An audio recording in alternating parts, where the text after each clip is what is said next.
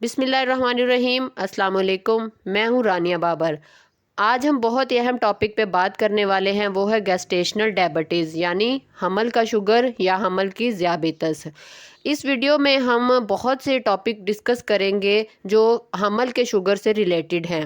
ہم بات کریں گے کہ حمل کا شوگر کیا ہے، عام شوگر اور حمل کے شوگر میں کیا فرق ہے، یہ ہوتی کیسے ہے، حمل کے شوگر سے بچے کو کیا نقصان پہنچ سکتا ہے، ماں کو کیا نقصان پہنچ سکتا ہے، اور اس شوگر کا خطرہ کن عورتوں کے لیے زیادہ ہوتا ہے، حمل کی شوگر کا علاج کیا ہو سکتا ہے، کیسے اس پر قابو پایا جا سکتا ہے۔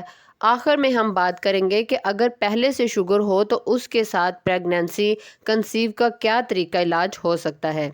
میری ریکویسٹ ہے کہ ویڈیو کو شروع سے آخر تک دیکھیں تاکہ کوئی بھی پوائنٹ رہ نہ جائے۔ یہ بہت ہی اہم ٹاپک ہے جس پہ ہم بات کرنا ضروری تھا۔ اس سے پہلے چینل کو سبسکرائب کر دیں اور بیل آئیکن کو ضرور آن کر دیں تاکہ اس طرح کی انفارمیٹیو ویڈیو سے آپ مستفید ہو سکیں۔ تو آئیے شروع کرتے ہیں۔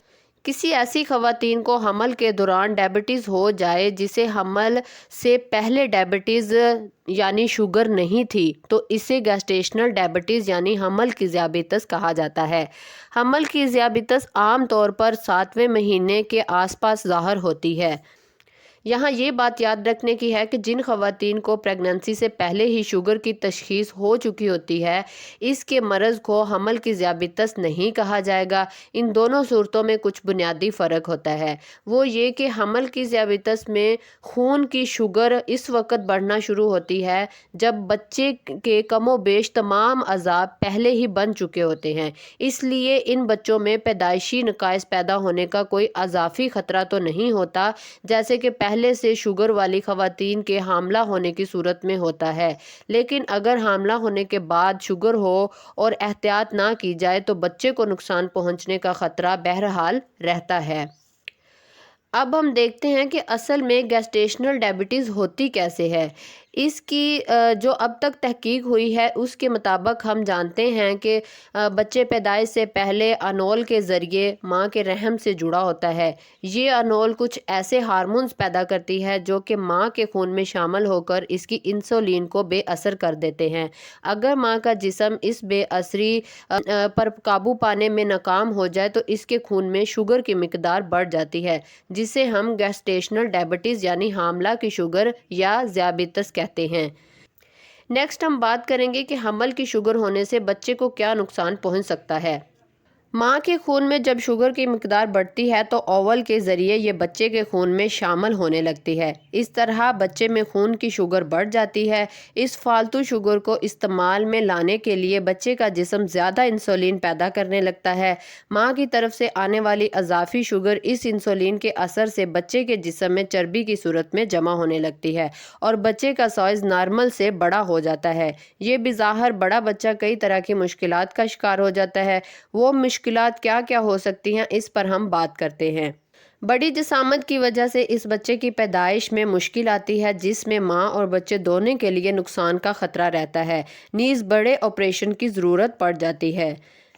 پیدائش کے فوراً بعد بچے کے خون میں شوگر کی مقدار انتہائی کم ہو جاتی ہے۔ ان بچوں کے پھیپھڑوں کے عمل میں کچھ خرابی ہو سکتی ہے جس کی وجہ سے سانس کی تکلیف کا خطرہ رہتا ہے جو کہ کبھی کبھار خطرناک صورتحال بھی اختیار کر لیتی ہے۔ ان بچوں میں پیدائش کے فوراً بعد یرقان کا زیادہ امکان ہوتا ہے۔ حمل کی شوگر ہونے پر ماں کے لیے سب سے زیادہ خیال رکھنے کی بات یہ ہے کہ کچھ عرصہ بعد انہیں مستقل طور پر شوگر ہونے کا خطرہ 66% ہو جاتا ہے۔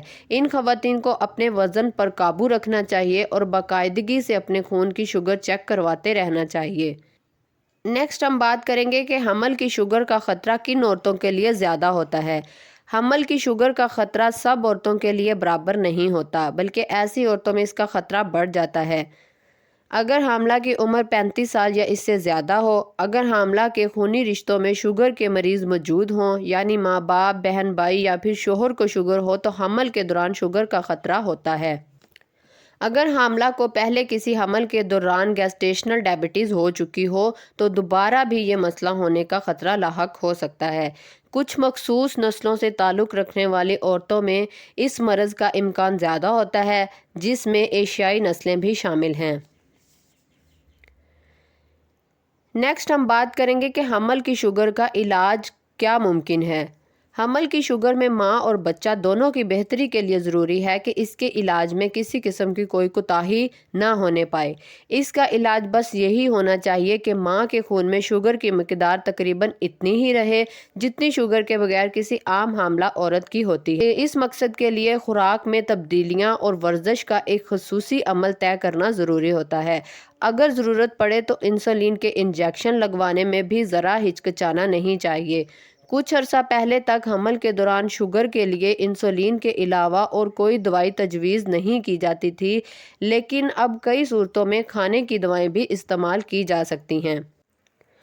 آخر میں ہم بات کریں گے شوگر کے ساتھ پریگننسی کنسیو کرنا۔ وہ خواتین جن کو پہلے سے شوگر ہوتا ہے وہ اگر بچہ پیدا کرنا چاہیں تو اس میں کوئی حرج نہیں ہے، لیکن اسے حمل سے کم از کم 6 ماہ پہلے سے اپنے ڈاکٹر کے مشورے سے اس کے بارے میں دوائی استعمال کرنی چاہیے، اس کی منصوبہ بندی کرنی چاہیے اور صحت بخش غذا کا انتخاب کرنا چاہیے۔